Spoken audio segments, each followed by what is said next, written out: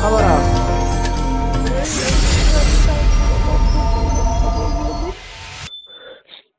କଣ ସ୍ୱପ୍ନରେ ଦେଖାଦେଲେ? ସ୍ୱପ୍ନରେ ଦେଖା ଦଉଛନ୍ତି, ଆଖି ବୁଝିଲେ ବି ଦେଖା ଦଉଛନ୍ତି, ସବୁ ମୂର୍ତ୍ତି ବି ଯେମିତି ଆମର ପାଣି ସମୁଦ୍ର ପାଣି ଗୋଲ ଗୋଲ ହେଇକି ବୁଲୁଛି, ସମସ୍ତଙ୍କୁ ନେଇଯାଉଛି, ମାରି ଦଉଛି। ମାନେ ପାଣି ପାଣି ହେଇଯାଉଛି? ଆଉ କଣ ହଉଛି? ପ୍ରଳୟ ଯେମିତି ହଉଛି ଭୟଙ୍କର ରୂପରେ ଲୋକକୁ ସବୁ ଟାଣି ଦଉଛି। ସେଇଠୁ ଆଉ କଣ ଘଟଣା ଦେଖିବାକୁ ମିଳୁଛି? ଏଇଭଳିଆ ଖାଲି ଆଖି ବୁଝିଲେ ବି ଦେଖା ଦଉଛନ୍ତି, ଶୋଇ ପାରୁନି ବି। ଜଗନ୍ନାଥ ନିଜେ ଯୋଉଥିରେ ଦେଖିବ ଖାଲି ସମୁଦ୍ର ମତେ ଦେଖା ଦଉଛନ୍ତି। ପାଣି କଷ୍ଟରା ଦିଅରେ ଯୋଉଥିରେ କାନ୍ଧକୁ ଗାଧେଇବେ ସେଥିରେ ବି ଦେଖା ଦଉଛନ୍ତି। ବୁଲେଇଲେ କୃଷ୍ଣ ଦେଖା ଯାଉଛନ୍ତି, ପୁଣି ଏପଟେ ବୁଲେଇଲେ ଜଗନ୍ନାଥ ଦେଖା ଯାଉଛନ୍ତି। ମାନେ ଜଳ ପ୍ରଳୟ ଦେଖଉଛି ନା କଣ? ହଁ। ସବୁଆଡେ ବୋଲେ କୁଆଡେ କୁଆଡେ? ଦେଶକୁ ପୁରା ପଡିଛି। ସାରା ଦେଶ ନା ବିଶ୍ଵ? ପୁରା ବିଶ୍ଵ, ଟୋଟାଲି ଦେଶ ବିଶ୍ଵ ସବୁ ମିଶିକିରି ପୁରା ପୃଥିବୀକି ପଡିଛି। ଚକ୍ର ଭଳିଆ ବୁଲିକି ଆସି ଆମ ପୃଥିବୀକି ଯେମିତି ଲୋକମାନଙ୍କୁ ସବୁ ପାତାଳକୁ ପୁରେଇକି ନେଇଯାଉଛି। ମାନେ ବସୁଧା ଫାଟି ଯାଉଛି ନା କଣ? ଆଚ୍ଛା ଆଚ୍ଛା। ରାଉଣ୍ଡ ରାଉଣ୍ଡ ହେଇକି ବୁଲିକିଲି। ସେଉଠୁ ଏ ସ୍ୱପ୍ନ ଟା କଣ କାଲି ଦେଖା ହେଇଥିଲା ନା କୋଉଦିନ? କାଲି ହେଇଥିଲା, ଆଜି ପୁଣି ଆଖି ବୁଝୁଛି ତ ଠାକୁର ପୂଜା କରୁଛି, ମତେ କାଲି ଯାଇ ଦୃଶ୍ୟ ହଉଛି। ନା ସ୍ୱପ୍ନରେ କାଲି କିଏ କହିଲେ, କଣ କହିଲେ? ପ୍ରଭୁ ଦେଖା ଦେଲେ। କିଏ ଜଗନ୍ନାଥ ନା କୃଷ୍ଣ? ନିଜେ କୃଷ୍ଣ। କଣ କଣ କିଛି କହିଲେ ନା ନାଇଁ? ନା କିଛି ବି କହିଲେନି, ଖାଲି ଦୃଶ୍ୟମାନ ହେଇକି ଉଭା ହେଇଗଲେ।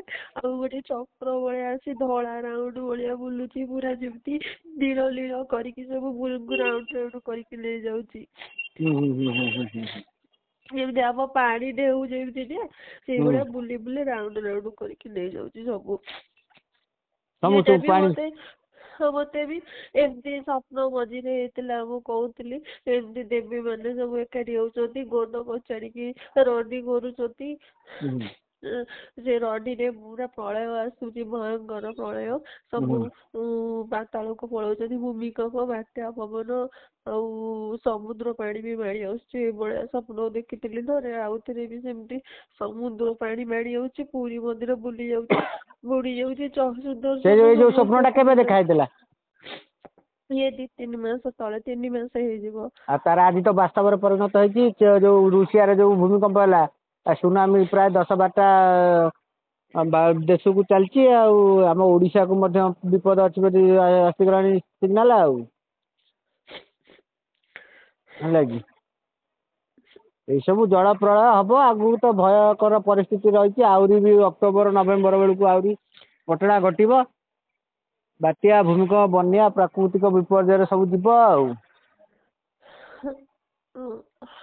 ମୁଁ ସେଗୁରା ଦେଖିକିରି ମୋ ମୁଣ୍ଡ କାମ କରୁନି। ତୁ କାନ୍ଦୁଛୁ କାହିଁକି? ଲାଭ କଣ ଅଛି? ଇଏ ପାପୀ ମାନଙ୍କୁ ପାଇଁ ଏ କାର୍ଯ୍ୟକ୍ରମ ହଉଛି। ସେ ସଂହାର ନହେଲେ ଲୀଳା ଭାବେ ପ୍ରଭୁ କରିବେ କେମିତି? ଆଉ ସବୁ କଣ ନେଇକି ଲୀଳା କରିବେ ପ୍ରଭୁ ନା କଣ? ନାଇଁ, ମୁଁ ପ୍ରଭୁ କେବେ ଦେଖୁଛି ପୁରା ସ୍ୱୟଂ ପ୍ରଭୁ ତା ଭକ୍ତ ମାନଙ୍କୁ ସିଏ ତାର ରଖିଦେଇକି, ତା ଯିଏ ଭକ୍ତ ନୁହଁ ସେ ସଂହାର ହେବେ ଆଉ ନିଶ୍ଚିନ୍ତ। ଆଉ ତାପରେ ସମେତ ରହିକି ପ୍ରଭୁଙ୍କ ସାଙ୍ଗେ ଲୀଳା କରିବେ ନା କଣ? ତା ଲୋକ ଯେତିକି 16 ସହସ୍ର ଗୋପୀନାରୀ ସେତେବେଳେ ଅଛନ୍ତି, ଏବେ ବି ସେଇ ଯୋଉମାନେ ଅଛନ୍ତି ଏଠି, ସେମାନେ ସବୁ ପୁଣି ଜନ୍ମ ନେଇକି ପ୍ରଭୁଙ୍କ ସହିତ ଲୀଳା ଖେଳା କରିବେ। ଆଉ ସେଥିରେ କଣ ଅଛି? ଆଉ ସମେତ ରହିକି ଏଠି କଣ କରିବେ?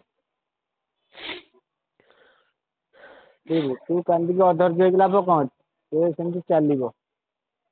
ମୁଁ ଏଇଠି ବସିଛି ଆସିକି ସକାଳୁ ଏପର୍ଯ୍ୟନ୍ତ ହେଲାଣି, ଠାକୁରଙ୍କ କତିରେ ଏମିତି ସବୁ ଦେଖା ଦଉଛି ବୋଲିକି। ମତେ କାନ୍ଦ ଲାଗିଲା ଭାବିରୁ, ମୁଁ ଆଉ କାନ୍ଦକୁ ସମ୍ଭାଳି ପାରିଲିନି, ତମକୁ କଲ୍ କଲି। ଭାଇ, ଆଉ ଏଭଳିଆ କଣ ସବୁ ଘଟୁଛି, ମୁଁ ନିଜେ ଜାଣିପାରୁନି। କିଛି ଜାଣିବା ଦରକାର ନାହିଁ, ସବୁ ଠିକ ଚାଲିଛି। ସେ ପ୍ରଭୁଙ୍କର ଲୀଳା ଚାଲିଛି, ତୋର କିଛି ଆବଶ୍ୟକ ନାହିଁ। ତୁ କାନ୍ଦିବା କିଛି ଦରକାର ନାହିଁ, କି ଅଧୈର୍ଯ୍ୟ ହବା ଦରକାର ନାହିଁ। ପାପ ଯେତେବେଳେ ଜୋର ବଢିଲା, ପାପ ଯେତେବେଳେ ପାପୀ ମାନେ କରୁଛନ୍ତି, ସେ ସେତେବେଳେ ଭାବୁଛନ୍ତି? ସେ ତ ଭାବୁନାହାନ୍ତି। ପାପୀ କରିଚାଲିଛନ୍ତି ମାନେ ଆଖି ବୁଝିକି। ଆଉ ତାର ସଂଗାର ରିଆଟେ ସେଇ ଆଖି ବୁଜି ସେ କରୁଛି ଆଉ ସେଥିରେ ବ୍ୟସ୍ତ କାଇଁ ହବାର ଅଛି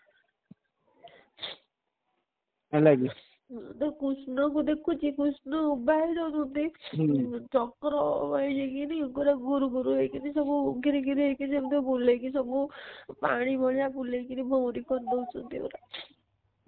ଆଉ ସେ ଭଉଁରୀ ସୁନାମି ସେ ଯୋଉ ଟାଇପର ସେଇଭଳିଆ ହେଇକି ମାଡ଼ିଦବ ଆଉ ସେ ଚକ୍ର ହଉଛି ସେଇ ଆଉ।